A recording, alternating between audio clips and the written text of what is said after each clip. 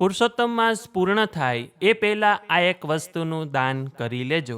તો તે જાણતા પહેલાં જો આપ અમારી ચેનલમાં નવા હોય તો સબસ્ક્રાઇબ કરી દેજો અને પુરુષોત્તમ માસ નિમિત્તે કોમેન્ટ સેક્શનમાં જય શ્રી કૃષ્ણ લખી લેજો. મિત્રો, કોઈ પણ સમયે દાન કરતા પહેલાં આપણને એ જ પ્રશ્ન થાય કે પુરુષોત્તમ માસમાં સૌથી શ્રેષ્ઠ દાન કયું કે જે હું કરું કે જેનાથી મને અનેક ગણું પુણ્ય ફળની પ્રાપ્તિ થાય. તો શાસ્ત્રો અનુસાર પુરુષોત્તમ માસમાં અન્નદાન એ સૌથી શ્રેષ્ઠ અને મહાપુણ્યદાયી દાન માનવામાં આવ્યું છે.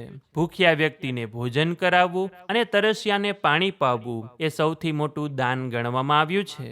આ મહિનામાં ગરીબો, સંતો, બ્રાહ્મણો અને જરૂરિયાતમંદ લોકોને ભોજન કરાવવું શુભ માનવામાં આવ્યું છે. શક્ય હોય તો પાણી, છાશ અથવા ઠંડા પીણાની સેવા કરવી પણ ખૂબ પુણ્યદાયી ગણવામાં આવી છે. કેમ કે આ ઉનાળાના સમયમાં જળદાનનું મહત્વ અનેક ગણું વધી જાય છે. અન્નદાન સિવાય આપ ધાર્મિક ગ્રંથોનું પણ દાન કરી શકો છો, જેમ કે શ્રીમદ ભગવદ્ ગીતા, વિષ્ણુ સહસ્ત્રનામ, શ્રીમદ ભાગવતનો પાઠ અથવા તો કોઈ પણ ધાર્મિક પુસ્તકો લોકોને આપીને તેના જીવનમાં ભક્તિનો સંચાર કરી પુણ્ય કમાઈ શકો છો.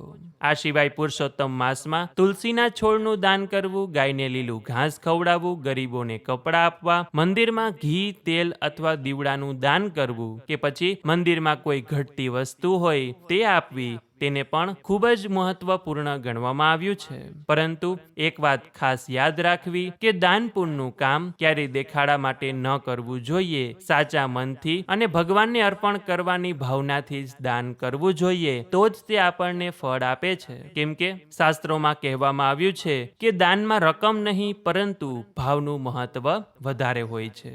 તો આપ પુરુષોત્તમ માસમાં કઈ વસ્તુનું દાન કરવાના છો તે આપ અમને કોમેન્ટ સેક્શનમાં જરૂરથી જણાવજો.